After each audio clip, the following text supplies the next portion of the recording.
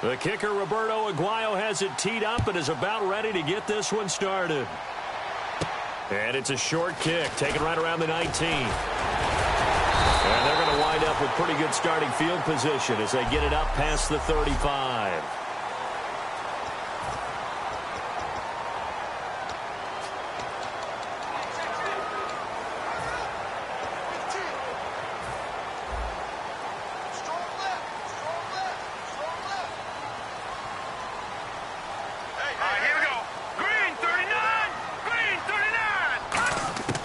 They'll come out throwing here on first down. And his first pass is incomplete.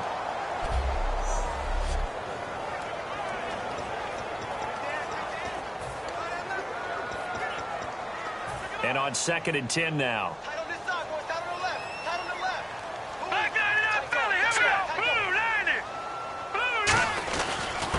And they'll try the ground game here with the running back. Just a couple on the pickup there, and now it's 3rd down. 8 yards still remaining here on 3rd down. Here we go now. Blue, landing. Gone. Leopard. Back line it up, Philly. Here we go.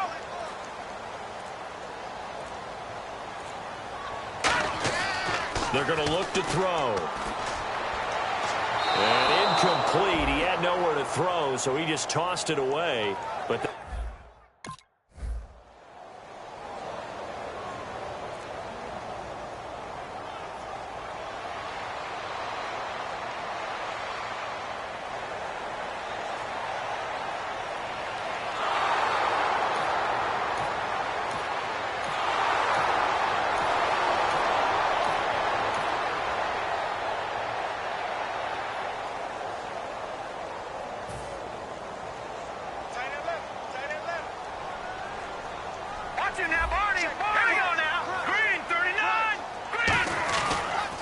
Now they'll run it on the toss. And he's got some space here. Oh, he breaks a tackle, and he's got an alley. And he will take it on in for a Giant touchdown.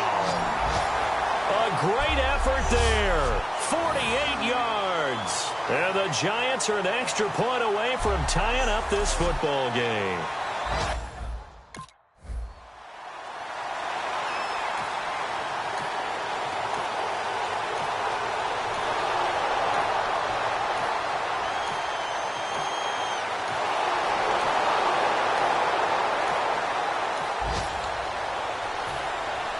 After the touchdown, Aguayo now ready for the kickoff. That'll be taken in the end zone. And he'll wind up getting an extra couple yards here for his trouble as he'll bring this one out to the 27. And the Giants ready to come out now. And they're going to need another score. Got one last time, but still down here. When you're playing catch-up, every possession becomes crucial, doesn't it? It's vital. Get back out on the field, punch in the end zone again. They know it's not easy, but what they do have going for them, they did score the last time. They think they've got a good formula working. And what about the defense? Well, now you're just saying to yourself, okay, we gave up a score last time. What adjustments do we need to make to slow them down now and get the ball back for our own offense? Is it more pressure? Is it more zone? What do they have to do? They're trying to figure that out themselves. We'll see if they can figure that out right here.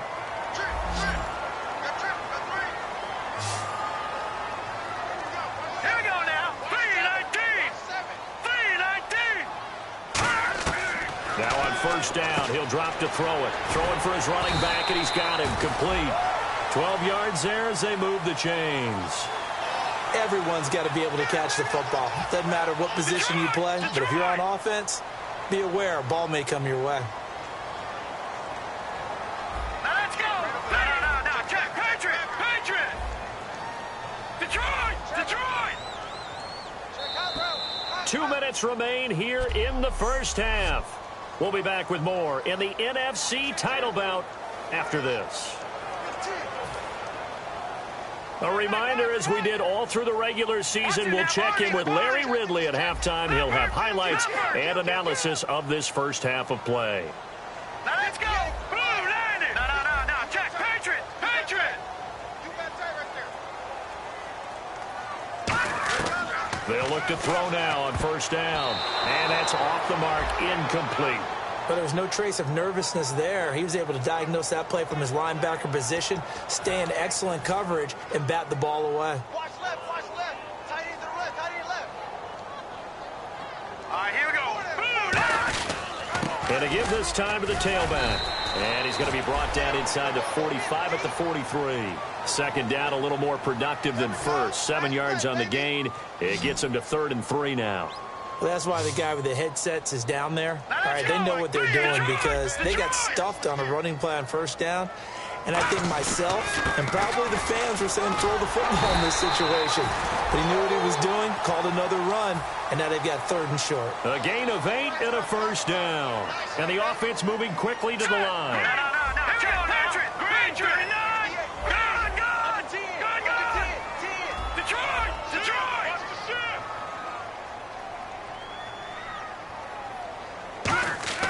Back to throw now on first down. Finding time.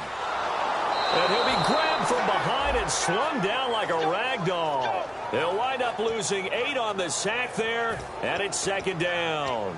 And, partner, it's safe to say that the secondary really contributed to that sack. Yeah, nickel set, 5 defensive backs. They covered everything, nowhere to go with the football. But my question is, why didn't he throw it away? Looking to throw. Wide open receiver complete. Now whistles come in. We're going to get a timeout here by the offense. It's just their first, so they'll have 2 remaining here before we get to halftime. Here's the 7th play of this drive. This is 3rd and 4. Here we go now. 3-19. Now they try the right side here. And he will have a first down at about the 21-yard line. It goes as a gain of 8, and it moves the chains. Looking to speed things up here, going with some tempo.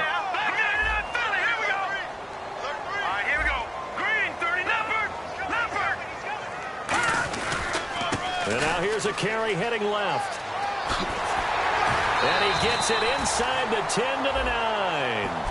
Now hold everything here. We're going to get a timeout by the offense. So that means they're down to 1 remaining here as we head toward halftime. They've been practicing goal line offense all week. Let's see if they're able to capitalize here. Here we go. 3-19. Over. They'll set up to throw. And that's going to be incomplete. 12 seconds left. It's a tried-and-true formula, and I don't think it'll change for as long as we play football. If someone's trying to throw the ball and you can put pressure on them and make it tough, that's only going to help your defense. Yeah, he's sensed being hurried. He got rid of it before taking the hit, but incomplete. Watch it now, Barney. All right, now, look at 56. Look at 56. Back to throw. And that is incomplete. 7 seconds remaining.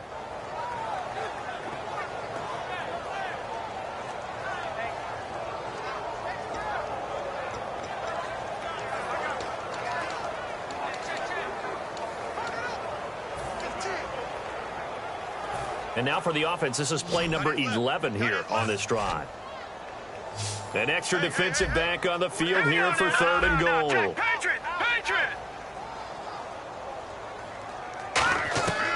From the shotgun, he'll look to throw. And he's got it. Touchdown, Giants. A great play there in the final seconds of the first half. And the Giants are in for 6. That's one of the better examples of clock management I've seen. Whittled it all the way down just about and still put the ball in the end zone. Yeah, just a methodical drive and something really to take into the lockers here.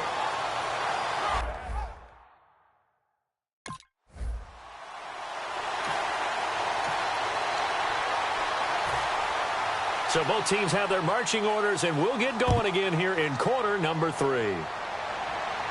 Short kick here, fielded about the 17. And they're going to start this drive in pretty good shape as they get it up past the 30.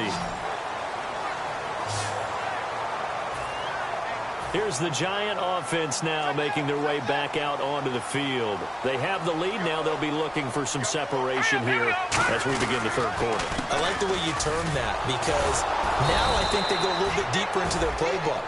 They like what they did in the first half. That worked okay.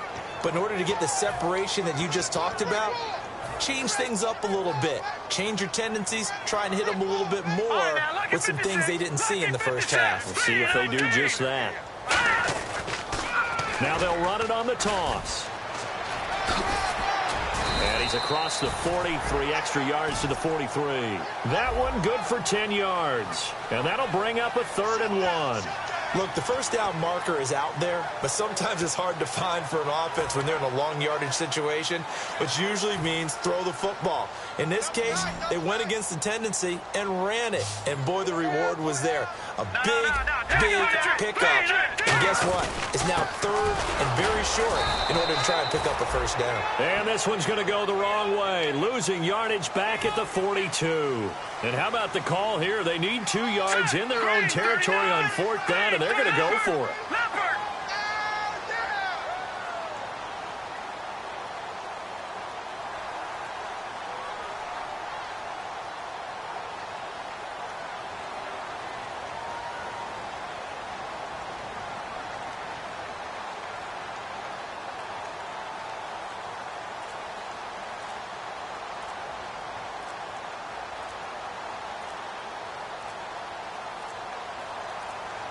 And they just did not get the snap away in time.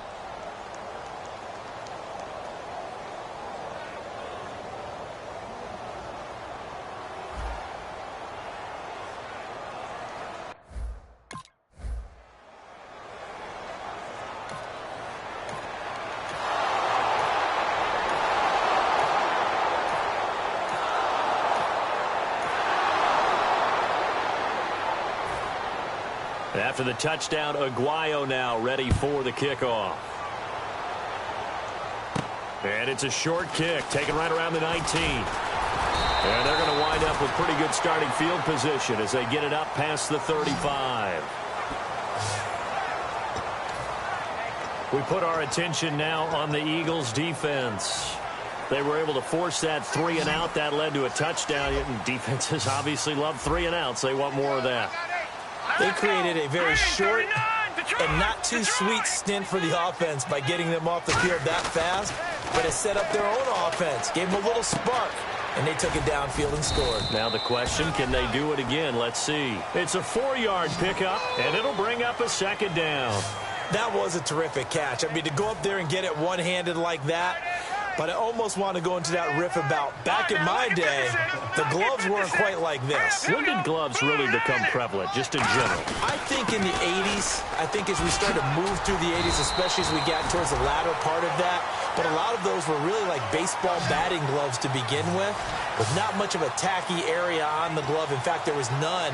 I actually remember in cold weather games wearing the old scuba gloves, which you'd wear in diving, but they would split too easily in the course of a game. Then the glove manufacturers got smart and started adding to it, and here we are today. All right, now, lucky 56. Lucky 56. Back down, Philly, here we go. They just do get the playoff as he'll look to throw. Surveying the field. And he just gets rid of it. Throws it away. A wise move there. Looked like nobody open. Now 2nd down.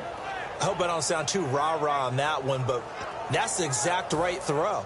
Either your receiver gets it or no one gets it. Give him a lot of credit for being really precise with it. Got rid of it. No one got it. All right, now, lucky 56. All right, here we go. 56. Green, 39. They'll give it to him right up the gut.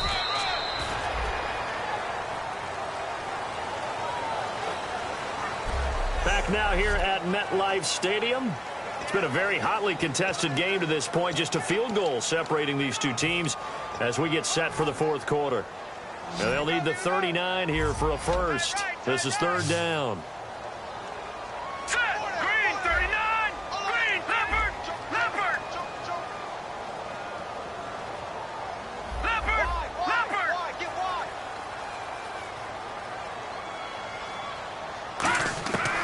They'll look to throw here. And this is going to be incomplete.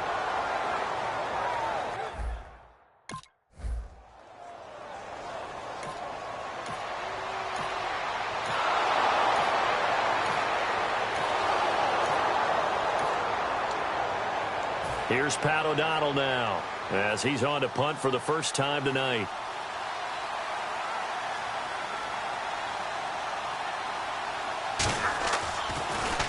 And he'll get this away into the icy winter air. Taken in at the 22. A nice job on the return there, 16 yards. And the offense will come back onto the field for the 1st and 10. There again is the running back as he trots onto the field. And we have seen a decline in the numbers. Where does the fault lie? Just him? Maybe the guys up front? Combination? Well, as you and I both know, it's almost always a collective deal. But in this case, I think maybe the offensive line got a little overconfident. They had blocked so well in the first half, picked up on what the defense was doing. I think we've seen an adjustment now that they have not picked up on, and now they're being a little bit overwhelmed. Very difficult night for the guys on offense. They've got to be looking at each other in the huddle and on the sidelines. How are we going to find some open space to complete a pass and find open room to run? This defense all night long has squeezed down the passing lanes, made plays on the football. It's really been a thing of beauty for them. He's got to figure all day long prepping for the game. They had to have talked about it again and again. Squeeze passing lanes, and we'll be in great shape. And let's see what the defensive coordinator may have up his sleeve here to try to get this final last stand and win this football game.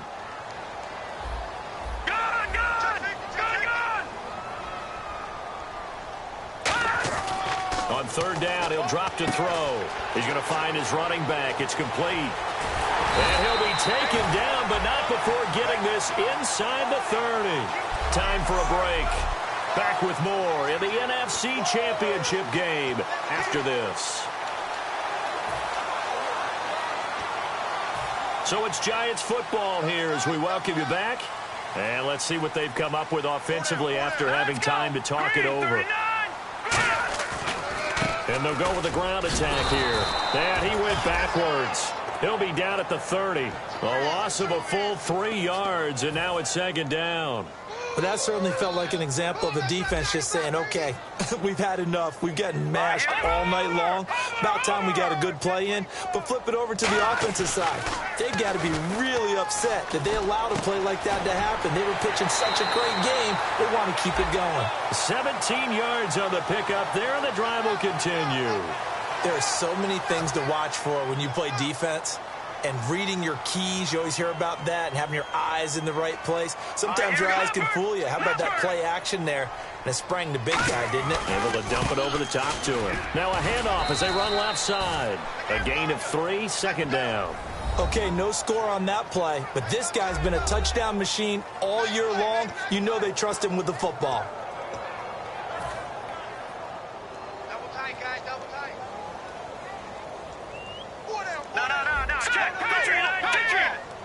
They come out here in the eye. And they'll go ground game here with a tailback. And running room hard to come by here. He gets it down to the 8. Call it a gain of a yard, and it's going to bring up 3rd and 5. Well, I think we know by now that every run is not going to be broken and get all the way to the end zone. But these short ones still have their value. You can still set up your play action and throw the football. You control the clock because you have the ball and they don't. And often the physicality sets the tempo for the game. That'll make it 4th down after a loss of 1. And it all rides on this one play. A trip to the Super Bowl in the balance here on 4th down.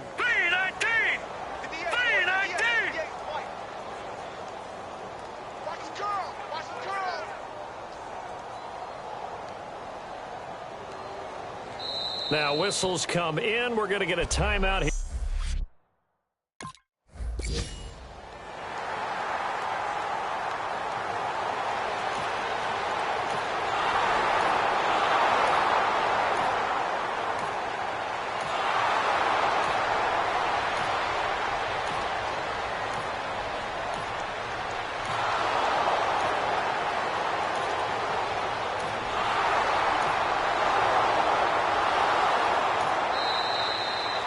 As the fans exit back out through the turnstiles, not happy looks on their faces.